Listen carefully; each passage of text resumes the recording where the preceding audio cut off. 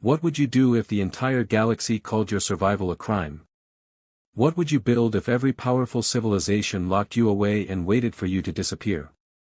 Before the story goes deeper, tap like if you enjoy human strength stories, subscribe for more HFY Sci-Fi, and share this video with someone who loves seeing humanity rise when everyone expects us to fall.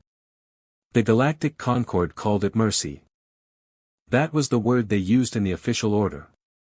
Mercy. A soft word. A clean word. A word that sounded kind when spoken by a calm voice in a beautiful chamber. But everyone knew what it really meant. It meant humanity was being thrown out. The decision was read in the Great Concord Hall, a place built to show unity between the known civilizations of the galaxy. 412 species had representatives there. Their flags floated in the air like glowing banners. Their translators hummed softly.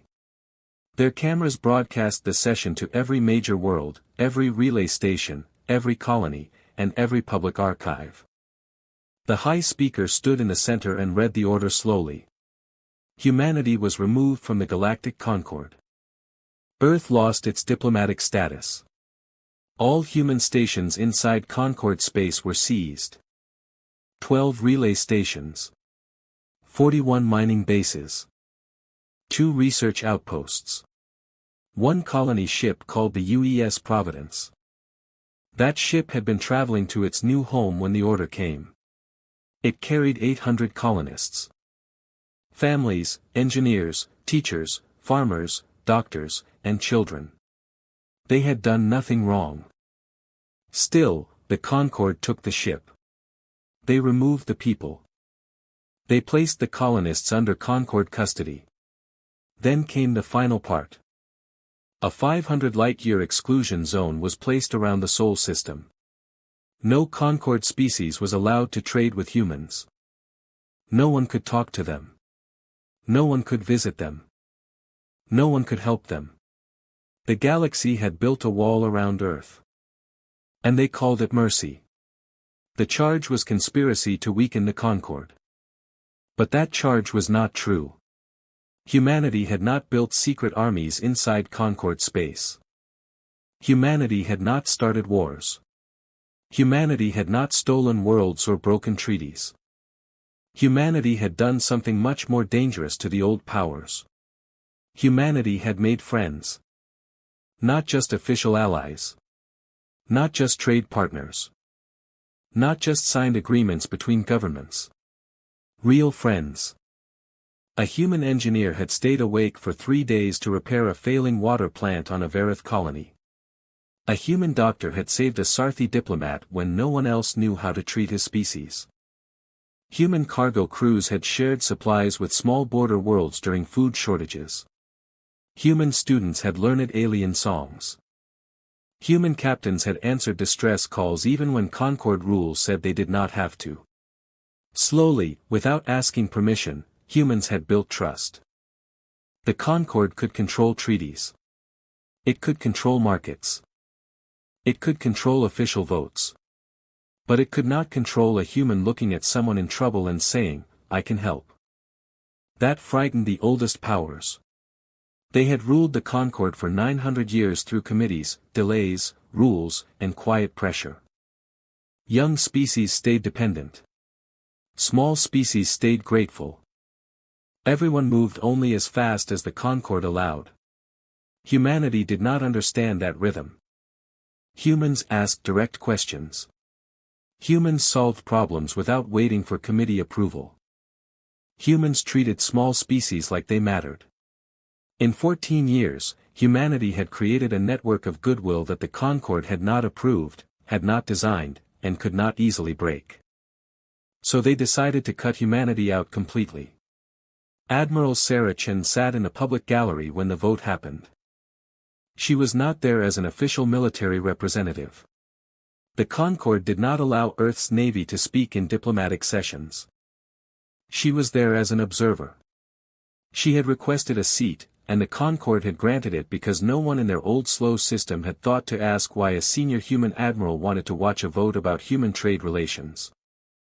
Chen sat still for 3 hours and 20 minutes. One by one, the species voted. Yes. Yes. No. Yes. No. At the end, the result was clear. 389 voted to expel humanity. 23 voted against it.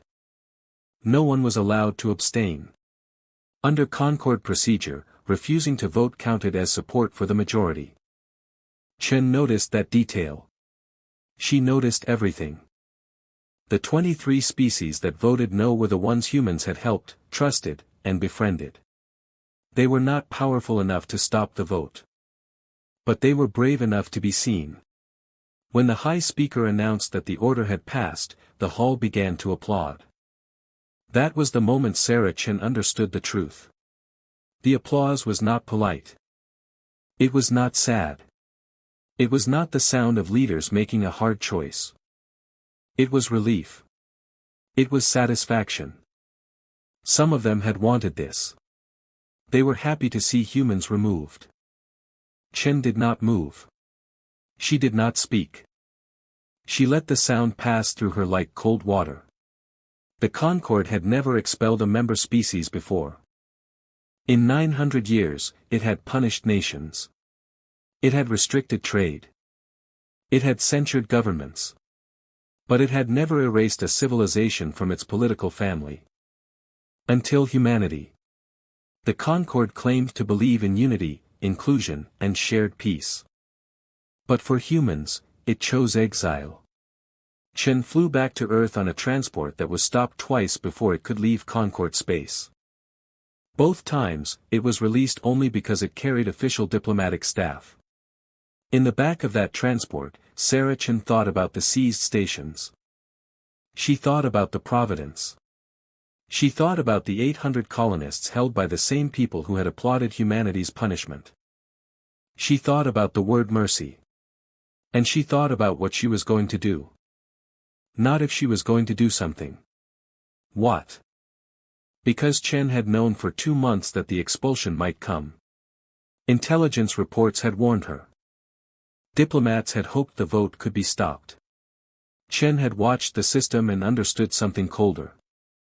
Diplomacy would not save humanity, because diplomacy was the weapon being used against them. The Concord had used legal words to do something brutal.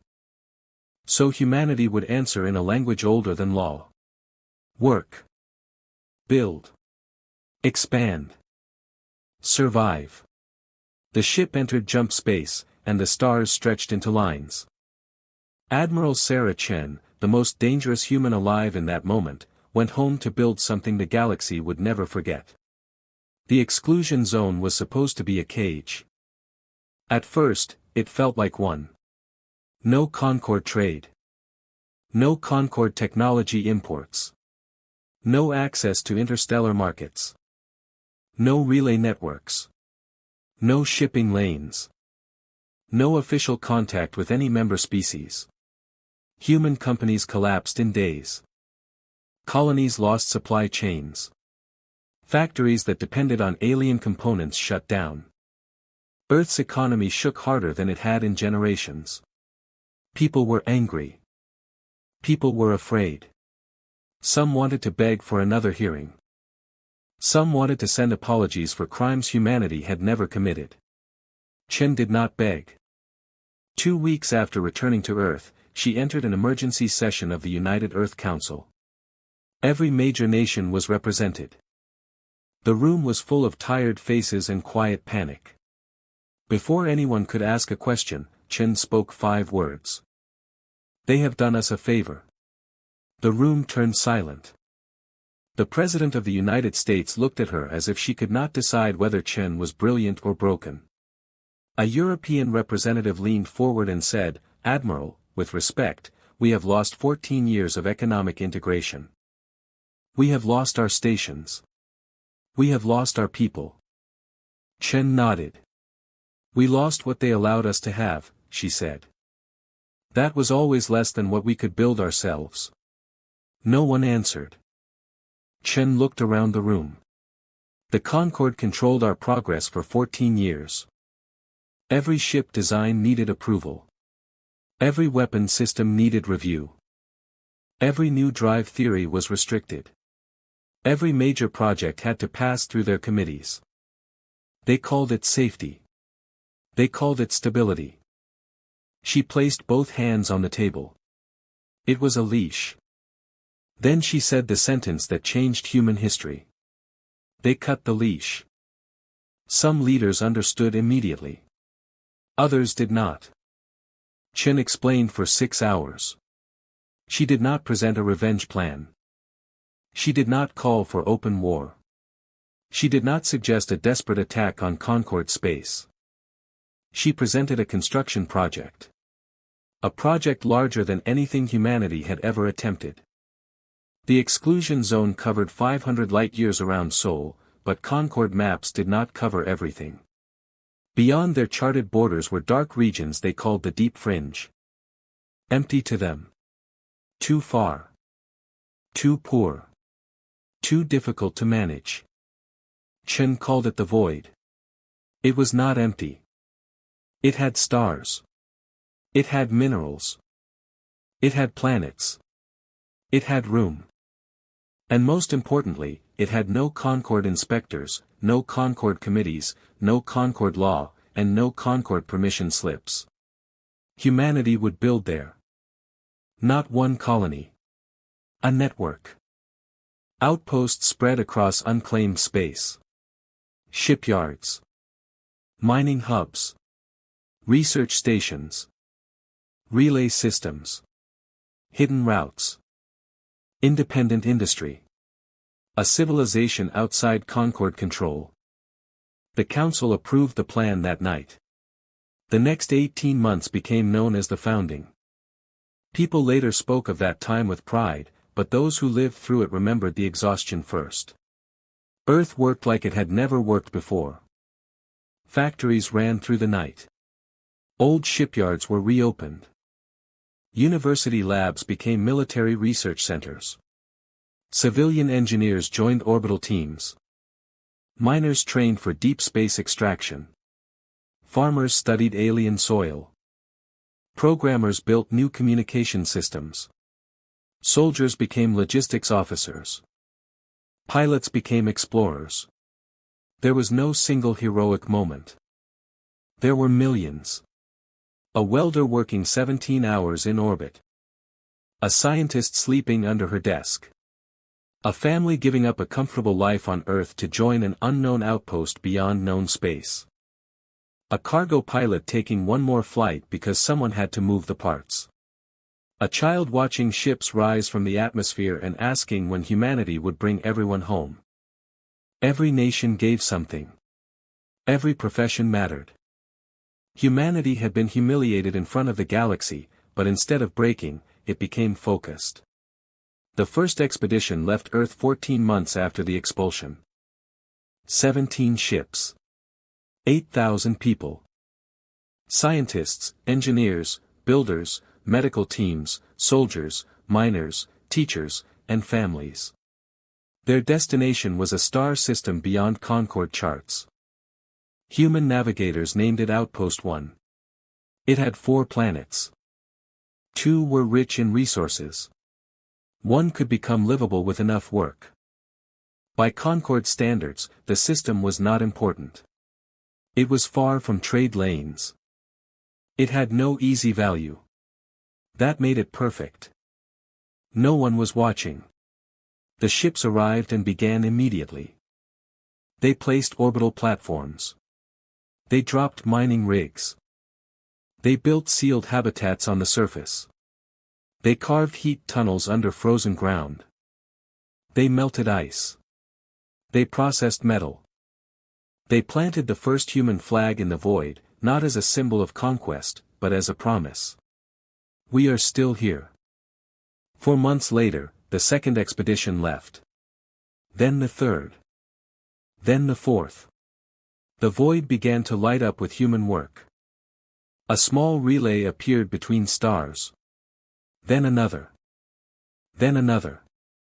Colonel Duke Reeves led the infrastructure division. He had once spent 2 years inside an asteroid on a classified defense project, and people joked that he had returned with a personal hatred of enclosed spaces and an unnatural love of large construction schedules. Reeves built like a man racing time. His teams placed relay nodes every 18 light-years across 11 expansion routes. These relays did not use Concorde technology. They were human-built, ugly at first, inefficient in places, but they worked. Within 14 months of the first expedition, Earth could send a message to any void outpost and receive a reply in less than 40 minutes. That alone would have shocked the Concorde. But it was not the real breakthrough. The real breakthrough was the drive. Before the expulsion, human faster-than-light travel had been limited by Concorde restrictions. Humans could travel, but not too fast. Their ships moved at about 3 light-years per day. Concorde military ships could move at 8. Their courier ships could move at 15. Humans were told this was for safety. Dar. Emily Park believed it was for control.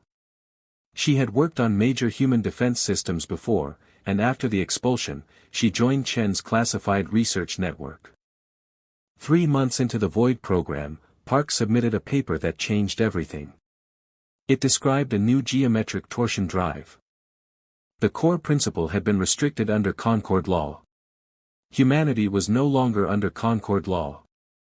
Park's drive did not move at 3 light-years per day. It moved at 42 light-years per day. A 500 light-year exclusion zone became a 12-day trip. Concorde territory, once so huge and untouchable, suddenly looked smaller. Physics did not care about Concorde votes.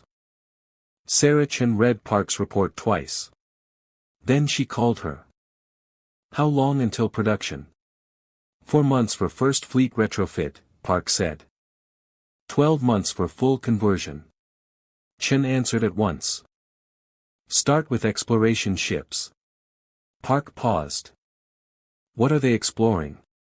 Chen looked at the map of the void, where outposts were spreading like sparks in the dark. Allies, she said. The Concorde expelled us. The Concorde does not speak for the whole galaxy. She leaned closer to the screen. There are species beyond their interest. Species too small for them to respect. Species too far for them to visit. And there are 23 inside the Concorde who voted no when it mattered. We are going to find them. And we are going to prove humanity remembers its friends. As this new chapter opens, give the video a like if you are still with the story, subscribe so you do not miss the next human rise, and share it with a friend who would enjoy watching the galaxy learn the cost of underestimating Earth. The first contact mission launched on a Tuesday. Its destination was the Sarthi home world. The Sarthi were an insectoid species with long memory and careful politics. 3 years earlier, a Sarthi duty officer had broken Concorde communication protocol to call a human rescue ship during a disaster on a Varith colony. That one call saved 4 million lives. The Concorde punished the officer for it. The Sarthi remembered. When the vote came, the Sarthi voted no. They had paid a price for that vote. Their diplomats were pressured. Their officials were questioned. Their trade filings were delayed. Nothing open enough to start a crisis, but enough to make the message clear. Do not stand too close to humans. Chen arrived in Sarthi space aboard a ship no Concorde sensor had ever seen. The Sarthi defense net detected it at once. Their systems labeled it unknown origin, unknown design, unknown drive class. Then the ship broadcast in standard diplomatic code. United Earth Republic diplomatic vessel requests permission to meet. United Earth Republic. Not Earth Delegation. Not Human Remnant Authority. Republic. After the expulsion, Earth had reorganized. The United Earth Council still existed, but humanity had chosen a clearer name for what it was becoming. The United Earth Republic was not just a planet. It was a civilization with a shared direction. The Sarthi government waited 3 days before agreeing to meet. Chen entered the chamber with 2 diplomats and 1 small data case. Across from her sat 3 senior Sarthi officials, including Velthan, the same officer who had once made the unauthorized call. He had been censured by the Concord, then quietly promoted by his own people. Chen respected that. She did not waste time. "You voted no," she said. "I am here because of that." No one moved. "I am not here to ask you to risk more than you already have. I am here to offer something." She placed the data case on the table. Inside are the full specifications for a drive system that travels at 42 light-years per day. You may build it yourselves. You may tell no one. You owe us nothing. The Sarthi officials went very still. Velthan looked at the case. "Why?" Chen's answer was simple. "Because one of your officers saved 4 million people when rules told him not to. Because your diplomats paid a price for voting no. Because humans believe kindness should be answered with trust, not forgotten when politics become hard." She held Velthan's gaze. They accepted. The second mission went to the Verith. The third went to the Oran, a small civilization near the inner fringe. The Oran had only 6 systems. They were not powerful. After voting no, they had been pressured by larger Concord members to apologize or soften their position. They refused. Instead, they quietly sent a message through a trade partner. "We are still no. Find us." Humanity found them. Over the next 8 months, human contact missions visited 11 of the 23 species that had voted against the expulsion. The pattern was always the same. Arrive quietly. Offer something real. Ask for nothing immediate. No treaties first. No loyalty demands. No hidden clauses. Just trust. This confused many governments at first. They were used to the Concord way. The Concord bound species through obligations before friendship. It built rules first and relationships after. It measured every exchange. Chen did the opposite. Connection first. Structure later. The results were powerful. 7 species accepted the drive plans. 3 asked whether a formal alliance existed. Chen gave the same answer each time. Not yet. Soon. Give us 6 months. She needed 6 months because the void was still becoming ready. Outpost 1 had grown from a landing site into a working colony of 12,000 people. It had factories, farms, schools, shield generators, repair yards, and an orbital shipyard that had already launched 31 vessels. Outposts 2 through 7 were growing behind it. Outpost 8 was different. It sat at the meeting point of 3 expansion routes. It was not built on a planet. It was a vast artificial station, larger than anything humanity had ever built outside Seoul. Chen named it the Nexus. The Nexus would become the first true capital of the void. It had docks for hundreds of ships. It had diplomatic halls designed for species with different bodies, atmospheres, temperatures, and gravity needs. It had power systems that could feed a small moon. It had defenses hidden inside its frame. And at its center, Reeves was building the Great Hall. The Great Hall would seat 40 civilizations. When Reeves saw that number, he raised an eyebrow. 40. Chen looked at the empty steel skeleton of the room. 23 voted no, she said. Others will come when they realize they are not alone. Reeves nodded, but his face said he was not fully convinced. Chen did not mind. She had learned that history often looked impossible from the construction deck. While humans built in the void, the Concord believed its punishment was working. Earth was quiet. No human ships appeared in registered lanes. No messages crossed Concord relays. No trade moved through official markets. The exclusion zone looked sealed. For 14 months, High Coordinator Brethnall allowed himself to feel satisfied. Brethnall was one of the architects of humanity's expulsion. He was old by the measure of his species and older by the measure of politics. For 60 years, he had served inside the Concord administration. He believed in order. He believed in hierarchy. He believed young civilizations were dangerous unless guided by older hands. He did not hate humans in the simple way. That would have been easier to understand. He saw them as a problem. They were too fast. Too warm. Too informal. Too willing to form bonds outside proper channels. They made smaller species feel seen. That was dangerous. Seen species started asking why they had so little power. So when humanity vanished from Concord networks, Brethnall believed the problem had been solved. Then the Sarthi began acting strangely. Not openly rebellious. Just slower. They delayed filings.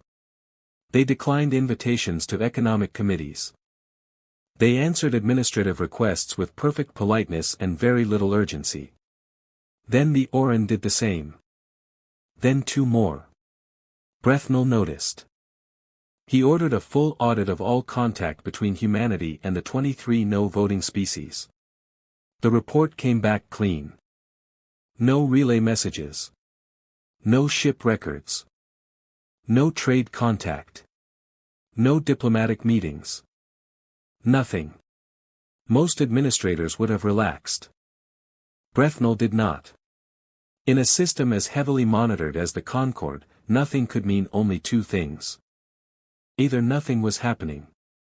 Or something was happening where the Concord could not see.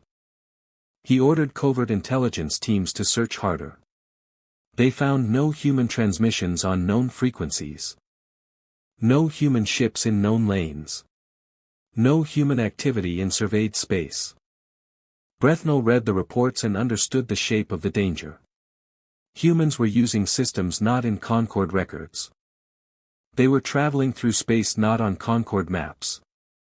They were doing something in the dark. And they were organized enough to remain invisible. Brethnall called an emergency meeting of the Senior Administrative Council. The exclusion zone has not contained them, he said. It has accelerated them. The council did what old powers often do when surprised. It sent a survey fleet. 30 ships. Extended range sensors. Orders to map the uncharted region beyond Concord space where human activity was suspected. The fleet left on a Thursday. Sarah Chen knew by Friday. The Sarthi had a source inside the Concord administration.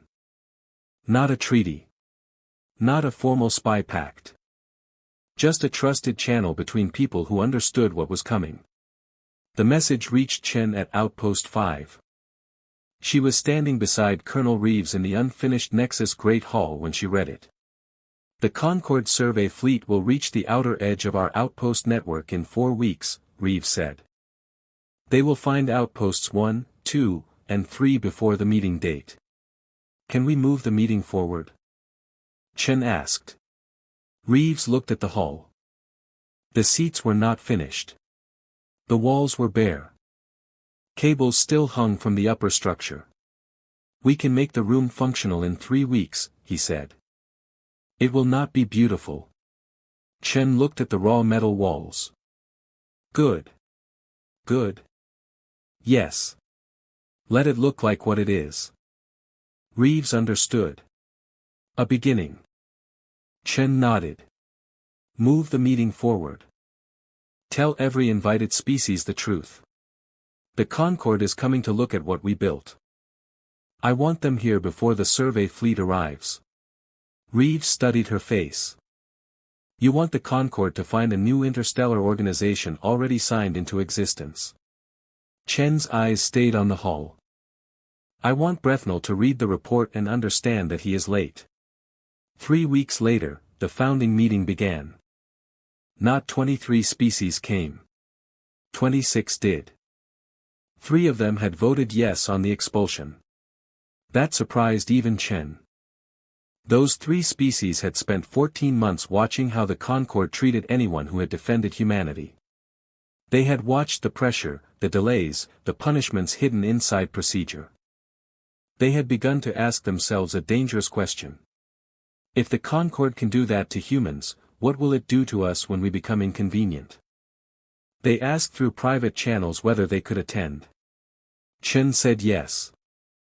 Always yes. The Nexus Great Hall was not finished when the delegations arrived.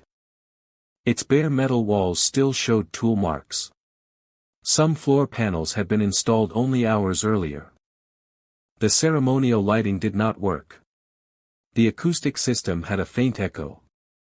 Chen liked it that way. The Concord's great halls were polished, ancient, and full of symbols that made power look natural. The Nexus looked built by people who had not waited for permission. The representatives of 26 civilizations took their seats. Humans sat among them, not above them. Sarah Chen stepped forward. She had written a formal speech, then rewritten it 6 times, then deleted every version. When the moment came, she spoke plainly. 14 months ago, the Galactic Concord told humanity to sit alone in a cage and call it mercy. No one spoke. They told many of you that your votes had consequences. They told some of your diplomats that friendship with humans was a mistake. They told small worlds that power matters more than conscience. Chen looked around the unfinished hall. We did not sit in the cage. We built a new room. And we invited everyone who understood why the old room needed replacing. The founding document of the Free Worlds Compact was read into the record that day. It was not like the Concord Charter. The Concord Charter spoke of order, stability, and administrative unity. Those words had once sounded wise.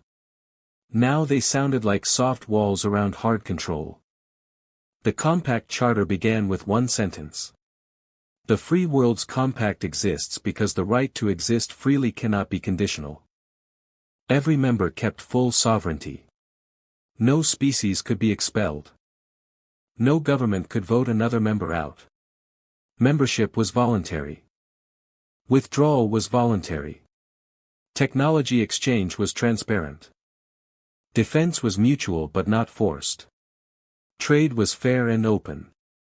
No species ruled another.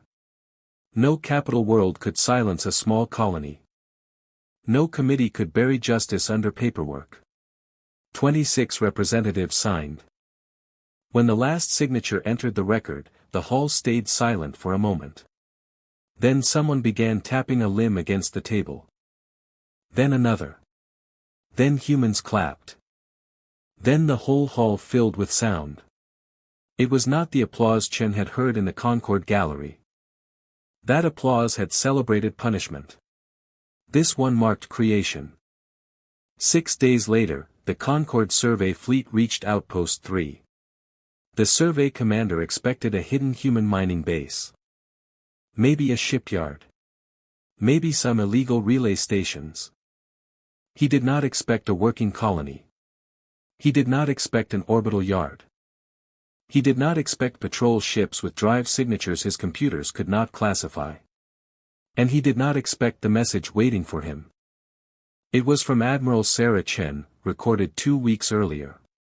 Commander, you are outside the territory of the Free Worlds Compact. The installation you are observing is a member installation of that compact.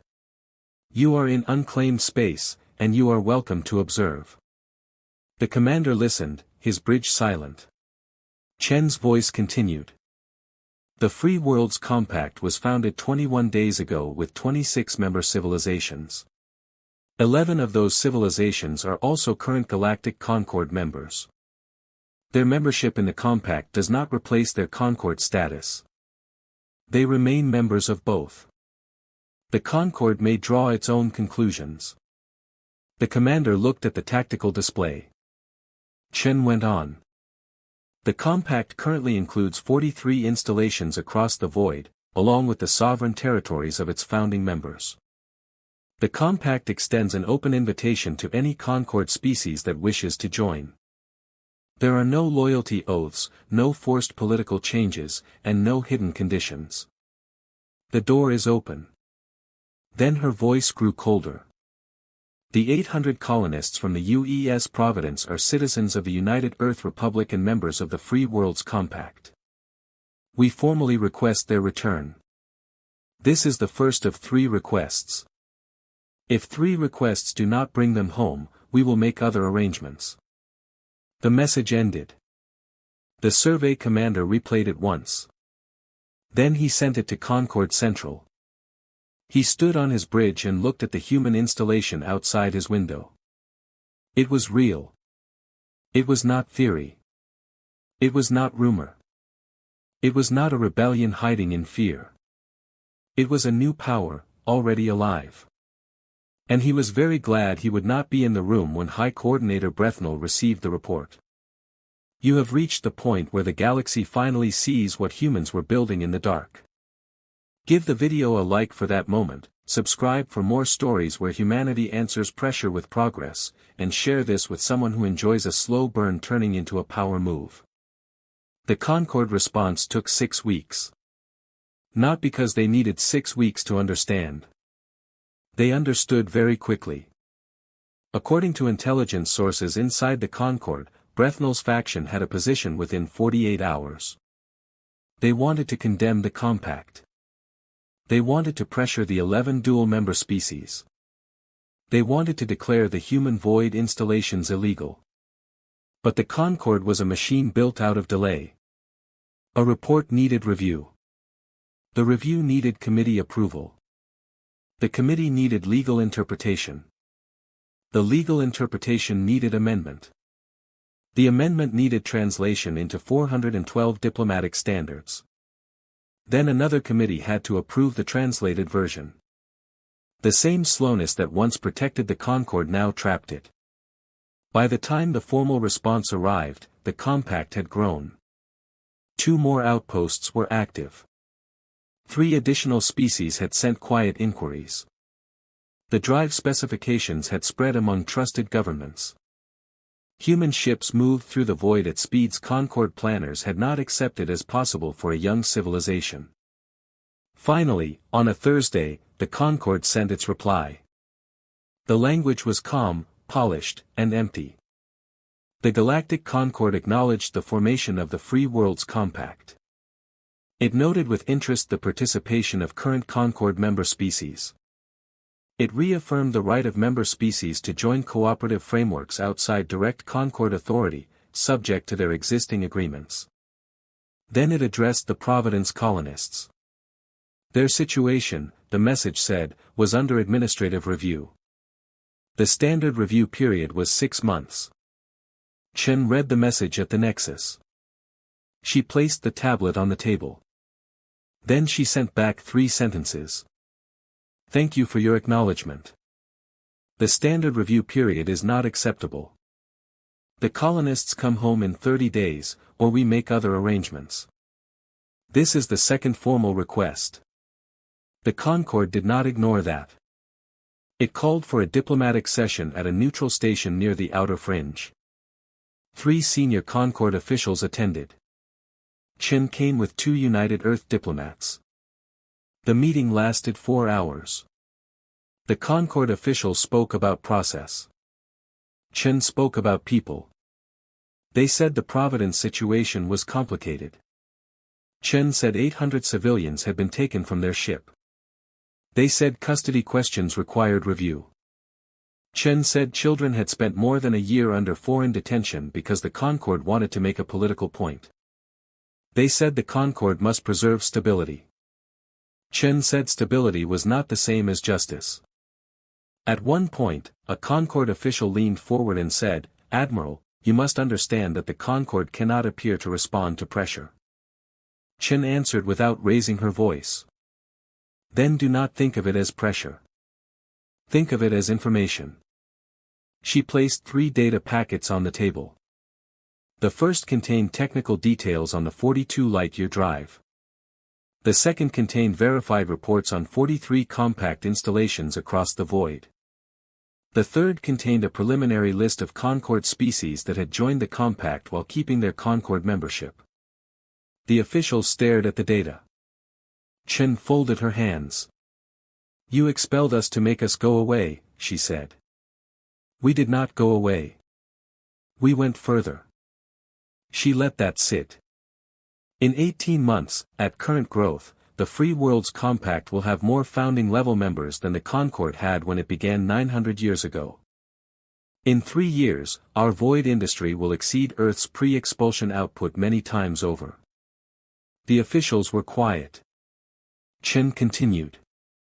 We are not asking you to recognize us because we need it. We are offering you the chance to have a relationship with us before the question becomes harder. One official asked the question that had been waiting under the entire meeting. Is that a threat? Chen shook her head. No. It is a calendar. The colonists came home 19 days later. Not 30. 19. The Concord made no grand announcement. There was no apology. No admission of wrongdoing. No public ceremony. Just a quiet administrative transfer. The 800 Providence colonists were placed aboard a civilian transport and delivered to the edge of human space. Chen was there when they arrived. She had traveled from the Nexus herself. For days each way at the new speed. It still amazed her that distances once considered enormous could now be crossed in the time old ships took to clear a border route. But some moments required presence. The reception bay was full of medical teams, counselors, family members, security officers, and volunteers.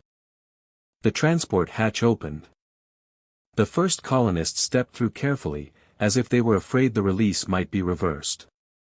They looked thinner than they should have. Tired. Guarded. Their eyes moved over every uniform, every sign, every exit. Children clung to parents. A little boy held a toy ship with a cracked wing. An elderly engineer touched the wall of the human station like he needed to feel it was real. A woman came through carrying a 4-year-old girl on her hip. The child stared at the Earth flag hanging above the bay. The woman saw Chen. For 1 second, everything around them seemed to fall silent. The woman mouthed 2 words. Thank you. Chen nodded. She stayed until the last colonist crossed the line into human custody. Only then did she leave the bay. On the trip back to the Nexus, Colonel Reeves brought her the latest reports. 3 new outposts certified. 2 more contact missions completed. For membership applications under internal debate by independent species beyond Concord space. A larger list of potential contacts was growing by the day. Not just the original 23. Not just Concord members who regretted their vote. New species. Small species. Ignored species. Distant species. Worlds that had heard a rumor that humanity had built something different. Worlds that wanted to know if the door was truly open. Chen reviewed the numbers. How many serious potential members? She asked. 47 at present, Reeves said. The Concord had 52 founding members, Chen said. Yes. At current rate, when do we reach that number? Reeves checked his projection. 14 months. Chen looked through the viewport at the darkness between stars. The void had been meant as punishment. Now it looked like foundation. She thought of the Concord Gallery. The applause. The word mercy repeated as if language could cover cruelty. She thought of the 800 colonists coming home. She thought of the 26 signatures on the Compact Charter. And she understood that humanity had crossed a line it could never uncross. It was no longer trying to return to the old table. It had built another one. The Concord also understood, but not all at once. Old empires rarely understand quickly when the future has moved out from under them. At first, they tried pressure. They warned the 11 dual-member species that compact membership might violate administrative obligations. The Sarthi responded with a legal filing so precise and sharp that even Concord lawyers could not easily challenge it. The Oran published a calm statement saying their external friendships did not require Concord approval. The Verith asked why mutual defense agreements with humans were treated differently from economic blocs formed by older powers. Other species watched. That was the real danger. The Concord could punish one small species quietly. It could pressure 3. It could not easily punish 11 while the whole galaxy watched. Especially not when those 11 were connected to a fast-growing network beyond Concord reach. Then the Concord tried information control. It described the compact as unstable, human-led, militarized, emotionally driven, a danger to order. The description failed because the compact released its charter publicly. Anyone could read it. No expulsion clause. No hidden loyalty rules. No forced military command. No senior species council. No permanent privileged seat for humanity. The truth was embarrassingly simple. The Free Worlds Compact offered more freedom than the Concord did. That truth spread faster than official denials. Then the Concord tried to slow trade. It warned merchants that compact routes were unsafe. Human cargo captains responded by delivering goods faster, cheaper, and with fewer inspection delays. The 42 light-year drive made old routes look painfully slow. Small worlds noticed first. A medical shipment that once took 9 months arrived in 3 weeks. A mining colony received replacement reactors before its power grid failed. A famine-threatened moon received food before the crisis became a tragedy. People remember who arrives when time matters. This had always been humanity's strength. The Concord managed systems. Humans answered calls. Within 6 months of the Providence release, Compact membership reached 34 species. Within 9 months, it reached 41. By then, the Nexus had changed. The bare metal hull was still there, preserved by Chen's order. She refused to cover the original walls. New chambers were built around it, polished, advanced, and beautiful, but the first hull remained simple. Every new member saw it. This is where it began, guides would say. Not in luxury. Not in conquest. In a room built quickly because the future arrived early. Outpost 8 became a city in space. Then a capital. Then a hub. Ships from dozens of species docked at its rings. Human engineers worked beside Sarthi mathematicians, Verith environmental planners, Oran legal scholars, and species the Concord had barely recorded. Languages filled the corridors. Different gravity sections spun at different speeds. Gardens grew under artificial suns. Markets formed. Research teams gathered. Children born on the Nexus learned to say hello in 12 languages before they were old enough to understand politics. And across the void, humanity kept building. Outpost 9 became a shipyard world. Outpost 12 became a medical research center. Outpost 17 became a defense grid. Outpost 23 became an agricultural system feeding 5 colonies. Outpost 30 became a university station where students from 20 species studied together. The Concord had believed distance would weaken humanity. Distance gave humanity space. It had believed isolation would make Earth desperate. Isolation made Earth independent. It had believed taking away approved technology would slow human progress. It removed the rules that had been slowing them all along. Dar. Emily Park's drive was only the beginning. Once the restriction system was gone, human research exploded. Energy systems improved. Shield harmonics advanced. Autonomous construction swarms became reliable. Terraforming tools became safer. Medical translation software began handling species biology the Concord had never bothered to study deeply. Most important of all, the Compact created a shared research exchange. Not a system where older powers approved what younger worlds could learn. A system where members chose what to share and everyone could see the terms. Small species that had been treated as minor suddenly brought breakthroughs no one expected. The Lume, a quiet aquatic civilization, had fluid dynamics models that improved human coolant systems by 40%. The Kar, who controlled only 2 worlds, had crop genetics that saved 3 frontier colonies from failure. The Sarthi improved relay compression. The Oran helped design dispute law. Humanity did not build the largest power in history by standing over everyone. It did it by making everyone useful. That was the part the Concord never understood. Power was not only fleets. Power was trust moving faster than fear. Power was a small world sharing a discovery because it believed it would not be exploited. Power was a rescue call answered without asking whether the caller had voted correctly. Power was a table where no member could be thrown out because someone found them inconvenient. And as that power grew, the Concord began to crack. Not collapse. Not yet. Old structures can stand for a long time after the foundation shifts. But cracks appeared. Debates that had once been private became public.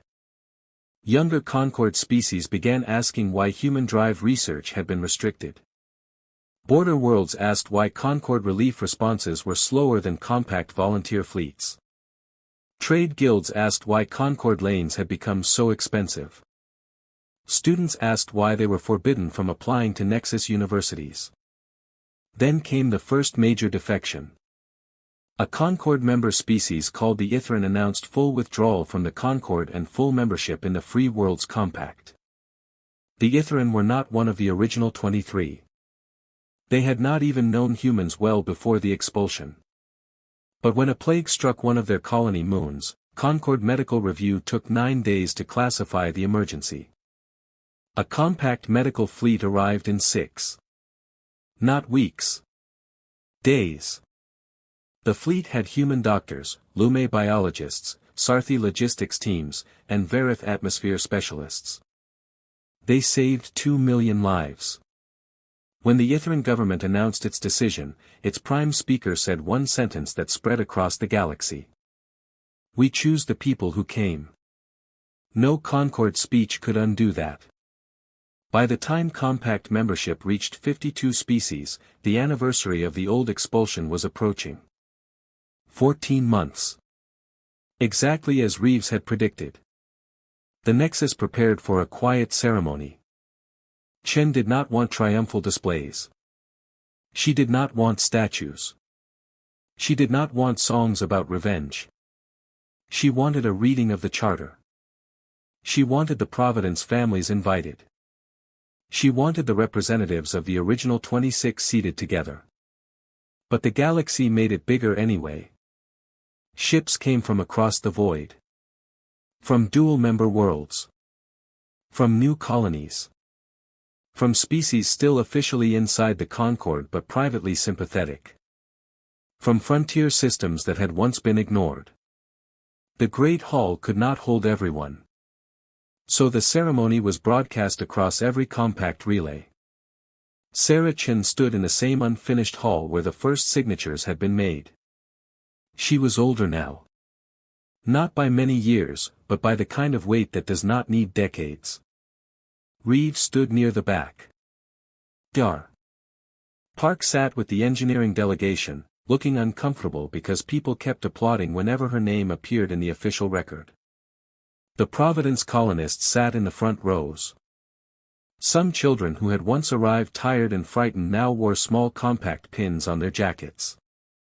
Chen looked at them before she spoke. 1 year and 2 months ago, the Galactic Concord believed it had placed humanity outside history, she said. The hall was silent. They believed isolation would shrink us. They believed distance would hide us. They believed procedure could turn cruelty into mercy. She paused. They were wrong. Across the relay network, billions listened. We did not build the Free Worlds Compact because we wanted to replace one cage with another. We built it because no civilization should have to depend on the kindness of powers that can revoke dignity by vote. She looked across the room. The Concord told us we were alone. Then 23 voices said no. That was enough. The ceremony marked the 52nd member species. The compact had reached, in 14 months, the same founding scale the Concord had taken generations to stabilize. But it did not stop. Because the compact did not grow through conquest. It grew through invitation. It grew through proof. A ship arrives. A problem is solved. A trade route opens. A research tool is shared. A small world is treated with respect. Then that world tells another. That was how the largest empire in history began, though Chen disliked the word empire. She corrected anyone who used it in official settings. We are not an empire, she would say. We are a compact. Reporters used the word anyway. So did Concord analysts. So did frightened old powers. Because from the outside, the scale was impossible to ignore. Human-led shipyards stretched across the void. Compact relays crossed distances the Concord still considered difficult. Member worlds multiplied. Trade routes formed outside old lanes. Defense fleets trained together without forming a single imperial command. By every measure of reach, population, industry, and influence, the compact was becoming larger than anything the galaxy had ever seen. But it had no throne. No emperor. No master species. No center that could command all others by right. That made it harder for the Concord to fight. It could not remove one leader and break the structure. It could not blockade one capital and starve the system. It could not offer one great concession and regain control. The compact was distributed, voluntary, and stubborn. Very human, in that way. At the second anniversary of the expulsion, Brethnell finally requested a direct meeting with Chen. Not through committees. Not through junior officials. Direct. Chen agreed. They met aboard a neutral station near the old exclusion boundary. The same boundary that once marked humanity's cage now felt like a historical artifact. Brethnell entered with the dignity of a being who had spent his life inside power and did not know how to stand outside it. Chen entered with one aid and no ceremony. For a long moment, they simply looked at each other. Brethnell spoke first. You have been very busy, Admiral. Chen answered calmly. So have your committees. His expression tightened. You have destabilized the greatest peace structure in galactic history. No, Chen said. We revealed how unstable it already was. Brethnell's voice remained controlled. The Concord maintained order for 900 years. At what cost? At the cost of chaos avoided. Chen leaned forward. At the cost of small species kept dependent. At the cost of research restricted. At the cost of friendship treated as a political threat. At the cost of 800 civilians held as leverage while your people used the word mercy. Brethnell did not answer at once. Then he said, humanity could have remained inside the system and worked for reform. Chen's eyes hardened. We tried. For 14 years. Then you expelled us and applauded. For the first time, Brethnell looked away. It was only a moment. But Chen saw it. He had read the reports. He had seen the recordings. He knew about the applause. You made a mistake, Chen said quietly. Brethnell looked back. So you keep saying. No, Chen replied. Not because you punished us. Not because you underestimated our industry or our science. Those were mistakes, but not the central one. Then what was the central one? You thought exile meant emptiness. Chen let the word settle. Humans do not see darkness that way. Brethnell studied her. And how do humans see it? As room. That answer stayed with him. Maybe he understood then. Maybe not fully. But later, Concord records would show a change in his policy language. Less certainty. More caution. More warnings that direct confrontation with the compact would be unwise. The Concord still had fleets. Still had wealth. Still had hundreds of members. But it no longer had inevitability. That belonged to someone else now. In the years that followed, the old exclusion zone became one of the most traveled regions in human space. The fence became a gateway. Stations were built along its edge. Museums documented the expulsion. Schools brought students to see the boundary where the galaxy once tried to end humanity's future. One display showed the original Concord resolution. The word mercy appeared 3 times. Beside it was the Compact Charter. The right to exist freely cannot be conditional. Visitors needed no guide to understand the difference. The UES Providence was eventually returned too. Not immediately. The Concord resisted that longer than it resisted the colonists. By then, the ship was outdated, damaged by storage, stripped of several systems, and no longer useful for colonization. Chen ordered it restored anyway. Not as a warship. Not as a museum piece hidden behind glass. As a living memorial. It was rebuilt and placed into service as a diplomatic vessel. Every year, it carried students from member species to the Nexus, Outpost 1, and Earth. On its main deck, the names of the 800 colonists were engraved into the wall. Not because they died. Because they endured.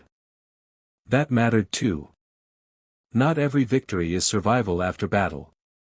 Sometimes victory is coming home after someone with power decided you should be forgotten. Humanity never forgot. Neither did the 23.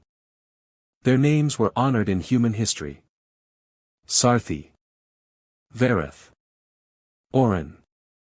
And the others who had said no when no was not enough to win but still enough to matter.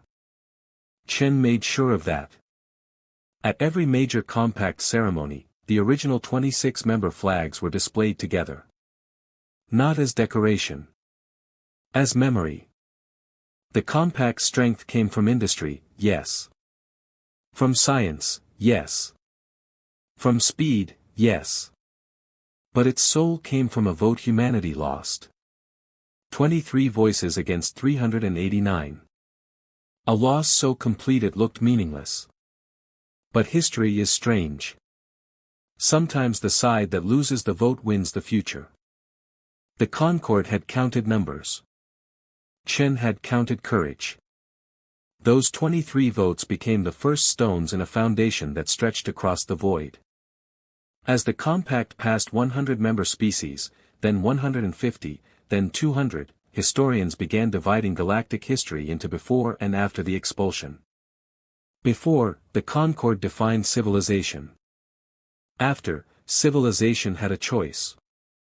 Some species remained in the Concord and joined the compact too. Some left the Concord. Some stayed neutral. The compact allowed all of it. That flexibility made it stronger. The Concord demanded loyalty to structure. The compact asked only that members respect the freedom of others. It was harder to control. It was also harder to corrupt. At 200 member species, no single culture dominated its council. Humanity remained influential because humans had built the first void network, but they did not own it. Chen had designed the system carefully to prevent that. No permanent veto. No inherited authority. No central military throne. Some human politicians argued against that. They said humanity had earned leadership. Chen answered them in private with the same firmness she used against alien powers. We were expelled because others believed power gave them the right to decide who belonged. We will not copy the mistake and call it destiny. That settled it. Mostly. Humans still argued, of course. It was one of their reliable exports. But the system held. And because it held, others trusted it. The largest empire in history did not grow from conquest. It grew because people believed they could join without disappearing.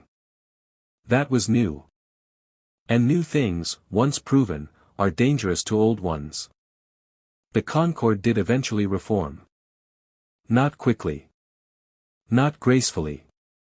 But pressure worked where morality had failed. It removed some technology restrictions. It changed voting rules. It ended automatic vote counting. It created a civil rights review body. It returned seized property to several species, not just humans. Brethnall retired before the reforms were complete. In his final public statement, he said the Concord had survived because it learned to adapt. Chen, watching the broadcast from the Nexus, gave a dry smile. Reeves was beside her, older now, hair silver at the temples. That almost sounds like he is taking credit, Reeves said. Of course he is, Chen answered. He is Concord. Reeves laughed. Do you hate them? He asked after a moment. Chen thought about it. No. That surprised him. No. Hate is too simple, she said. They hurt us. They humiliated us. They took our people. I will never forgive the applause. She looked out at the traffic around the Nexus, ships from 100 worlds moving between docks like sparks in motion. But if they had not thrown us out, we might have spent another century asking permission. Reeves followed her gaze. So they did us a favor. Chen's mouth curved slightly. I said that once. People thought I was insane. They were not completely sure you were wrong to worry them. Fair. They stood in silence. The void outside the station was no longer empty. Not visually. Not politically. Not spiritually. It glowed with routes, stations, cities, and worlds tied together by choice. A place meant to bury humanity had become the heart of a new age. The story spread beyond politics. It became myth. Children on Earth learned that when the galaxy shut a door, humans built a hallway. Sarthi children learned that one unauthorized distress call helped change history. Orin students learned that a small no could matter even when surrounded by yes. Verith memorials honored the human ships that came when no one else moved. Across compact worlds, the phrase became common. They know what to do with the dark. It appeared on ship hulls. On academy walls. On colony banners. On the first stone placed at every new void settlement. For humans, it meant endurance. For others, it meant hope. For the Concord, it meant warning. Do not exile a species that sees empty space as a worksite. Do not humiliate a people who turn pain into planning. Do not mistake kindness for weakness. And above all, do not give humans room if you are afraid of what they might build. The final scene most historians choose is not a battle. There were battles later, of course. Pirates tested compact routes. Rogue fleets tried to raid young outposts. A few Concord hardliners attempted proxy conflicts. Humans fought when necessary, and when humans fought beside their new allies, the results were decisive. But battles were not the center of this story. The center was a woman in a gallery. A vote lost. A room applauding. A transport flying home through silence. A map of dark space. And a decision. Not to beg. Not to break. To build. Years later, Admiral Sarah Chen stood in the restored Great Hall of the Nexus. The raw metal walls remained visible beneath a protective transparent layer. The first signatures were displayed in light above the central table. She was no longer young. Her uniform carried honors from more species than any human before her. She disliked most ceremonies but attended this one because it marked the 50th anniversary of the Compact. The Free World's Compact now included more living citizens than the Concord had ever governed at its height. Its routes crossed regions the old maps had left blank. Its universities shaped the next generation of scientists. Its defense network protected worlds that had once believed no one would come for them. Its markets moved food, medicine, art, tools, stories, and people across the stars. Reporters still called it the largest empire in history. Chen still corrected them. Compact, she said. One young reporter asked her why the word mattered so much. Chen looked toward the hall where the flags of hundreds of worlds hung together. Because an empire takes space, she said. A compact makes room. The reporter did not speak for a moment. Then he asked, Admiral, when did you know this would work? Most people expected her to mention the drive. Or the Nexus. Or the first new member. Or the day the colonists came home. Chen gave a different answer. I knew there was a chance when 23 species voted no. Only 23? The reporter asked. Chen smiled faintly. Only is the wrong word. She turned back to the flags. 23 was enough to prove the Concord had failed to own everyone's conscience. After that, we just needed to build a place for conscience to stand. That line entered history. Not because it was dramatic. Because it was true. Humanity had been banished to the void. The Concord thought the void was nothing. But nothing, in human hands, becomes material. Silence becomes signal. Distance becomes road. Darkness becomes shelter. Exile becomes foundation. And a punishment called mercy becomes the beginning of the largest free civilization the galaxy has ever seen. So when future generations asked how humans built so much from a sentence meant to erase them, teachers gave the simple answer. The galaxy locked humanity in the dark. Humanity looked around. And started building. If this story made you feel the fire of humanity rising from exile, leave a like, subscribe for more deep space HFY stories, and share this video so another listener can watch the void become our greatest beginning.